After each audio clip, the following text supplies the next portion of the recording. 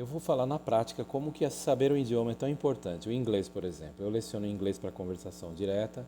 Eu estava uma vez numa cidade turística aqui no Brasil e me deparei com uma situação. Eu estava vendendo uma casa lá. O dono da casa falou: vende essa casa para mim. E eu ficava muito tempo sem fazer muita coisa, né? Então eu pensei: agora eu preciso fazer algo durante o dia. Eu vou ter que fazer o quê? Então eu fui num hotel, cheguei e falei pro dono: eu estou ensinando inglês para as pessoas, inclusive para o pessoal do hotel. E eu gostaria de oferecer meu trabalho. Aí ele disse assim, chamou o filho e falou: eu aceito essa proposta, vamos dar uma força aqui pro pessoal. Aí chamou o filho começou a aprender inglês comigo. Daqui uns dias eu estava no computador do mesmo hotel, trazendo pessoas, né? Aí o dono do hotel pôs uma chave na minha mão e falou: ó, para você. Aí eu falei: o quê? Era um apartamento para ficar morando, eu não ia pagar nada e realmente fiquei morando lá um ano sem pagar absolutamente nada. TV, telefone, frigobar, tudo que eu precisava e eu tinha lá acesso e o Senhor era muito bom comigo. E aí eu percebi quanto o conhecimento do inglês me ajudou, porque eu lecionando inglês, aí cheguei no ateliê naquela mesma cidade e falei com o dono assim: você me ensina artesanato que eu te ensino inglês.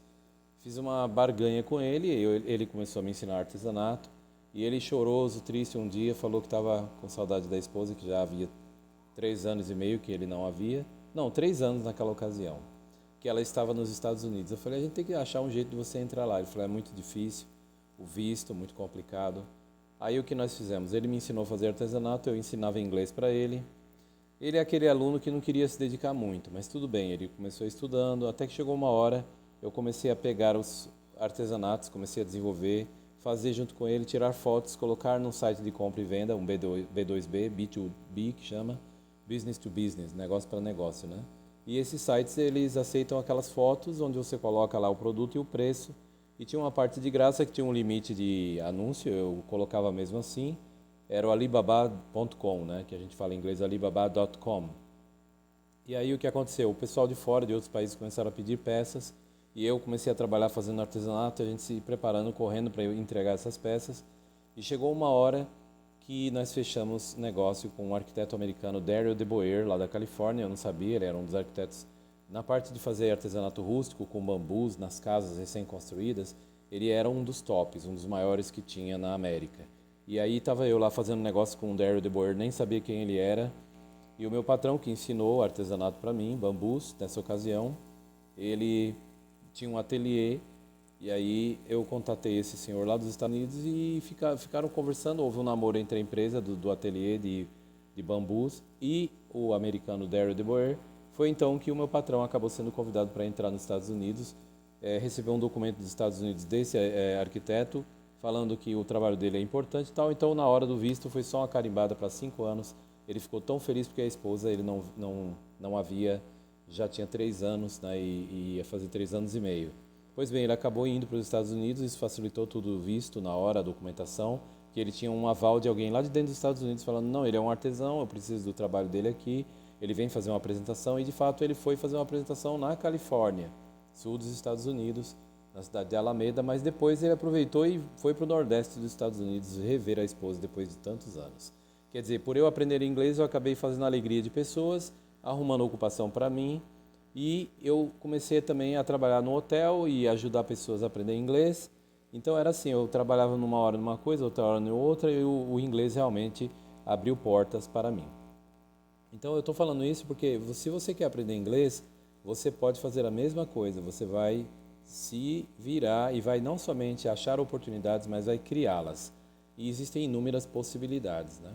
Curiosamente, eu fiz esse tipo de coisa, lecionava inglês avulso, sim, saía nos hotéis, oferecia o trabalho, começou a ter um retorno legal e comecei a ter clientes e também, por fim, pessoas até lá de fora recebendo os meus contatos dos bambus, que eu colocava tudo em inglês, aqueles artesanatos. E aí o pessoal lá de fora começou a comprar de várias regiões, inclusive da China, pediram coisas também. E foi maravilhoso. Então eu leciono inglês, quem quiser aprender a falar o inglês, é só entrar em contato comigo. Você vai ver que aprender um idioma é muito importante. Aprender um idioma abre oportunidades, sim. Abre. Porque você, por exemplo, sabendo inglês, digamos que você trabalha no hotel, você vai estar na frente de muita gente que porventura quer uma vaga, mas você está sabendo inglês, isso é de grande importância, por causa da comunicação, a barreira linguística, né? E se você trabalha até no ramo de mecânica, um mecânico chegou e me disse que não conseguia entender como funcionava certos carros. Precisava olhar o manual. O manual vem todo em inglês e aí é onde ele teve que estudar um pouco em inglês e examinar, ficava indagando coisas e eu orientando ele e ele conseguiu resolver problemas como, por exemplo, numa mecânica. Qual era a peça específica, que tipo de função a peça tinha, tudo isso no manual. Então, curiosamente, o cara era mecânico e ia trabalhar lá fora, inclusive num país árabe onde o inglês era de grande valia, principalmente por causa dos manuais, onde os veículos têm os seus manuais em língua inglesa. Então, gente, olha, saber o inglês hoje é um hobby para alguns, mas é uma necessidade para outros e um jovem hoje tem que estar antenado nisso. Então não perca a oportunidade, você que é jovem, adolescente, você que já também está sênior, né, está de mais idade, não tem problema. Vamos treinar o inglês. Eu leciono também o grego da Bíblia, o grego bíblico, para a leitura dos textos da palavra de Deus de Mateus até Apocalipse. Eu leciono também o hebraico, que é a língua dos antigos israelitas. Aprender o hebraico é fantástico, porque você se livra de um monte de engodo, né? Desculpem. O engodo que eu falo são pessoas que vêm falar coisas totalmente fora da realidade, né? Tem sites que dizem assim, por exemplo, Deus tem vários nomes. Isso é um erro. Por quê? Porque eles dizem que Elohim é um dos nomes de Deus. Elohim não é nome de Deus, coisa nenhuma. Elohim é a palavra Deus, mas pode ser também traduzida deuses, visto que é uma palavra que em hebraico é assim. Às vezes a palavra está no plural, mas ela pode ser traduzida no singular, no hebraico clássico. Isto é, o hebraico da Bíblia, né? Então, a palavra Elohim, ela pode se referir a deuses falsos, pode se referir também a qualquer ser que tem muito poder, e quando se refere ao Criador, Elohim é um título de poder, mas a palavra que identifica Deus por nome é o nome Yehová. Em hebraico tem lugares para se ler com as vogais E ou A, Yehová. Então, por exemplo, eu poderia citar aqui centenas de lugares só no Códice de Leningrado. Eu pensava que eram 50 ocorrências, mas não. Fui averiguar com um mestrado aí, um rapaz muito inteligente que aparece nos meus vídeos comentando como Masterlink.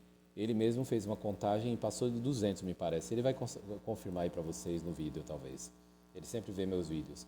Onde ele constata que há centenas de vezes o nome Jeová, ou em hebraico Yehová, com as vogais para se ler Yehová, ou Eoá, que é as vogais Shevá, Roland Kamatz em hebraico. Então é muito bom, gente, aprender os idiomas da Bíblia, porque você não fica sendo enganado. O nome de Deus é um só, por isso que fala, este é o meu nome, né? Isaías 42:8, e também no Salmo 83:18, que lá diz que Vedeu que atashmecha, para que saibam que tu, cujo nome é Jeová, leva derra, Jeová somente tu, Elion, é o Altíssimo, Al-Kol Haret, sobre toda a terra. Lá não diz o Senhor, e também lá não usa a palavra Deus para Deus, lá fala que ele tem um nome, e diz cujo nome é, aí cita o nome Jeová no manuscrito da Bíblia hebraica. Então, ao passo que a palavra Elohim não é o nome de Deus. E alguns falam, não, Deus tem vários nomes. Por exemplo, Jeová Jiré, nada disso, né? A Bíblia fala que o nome Jeová Iré é aquele lugar veio a ser chamado pelo nome de Jeová Jiré, que era o lugar onde Abraão supostamente iria sacrificar, mas não foi necessário, o seu filho Isaque. E aí o texto termina dizendo assim, ó, e aquele lugar veio a ser chamado pelo nome de Jeová Jiré, o lugar. Não era o nome de Deus. Né? No caso, o nome Jeová Iré significa Jeová providenciará. E ele providenciou realmente o animal para ser abatido no lugar de Isaac. Então, gente, é assim, as pessoas, quando não têm conhecimento correto, elas vão enganando com um monte de coisas totalmente falsas. Falam assim, Deus tem vários nomes, um dos nomes de Deus é Elohim.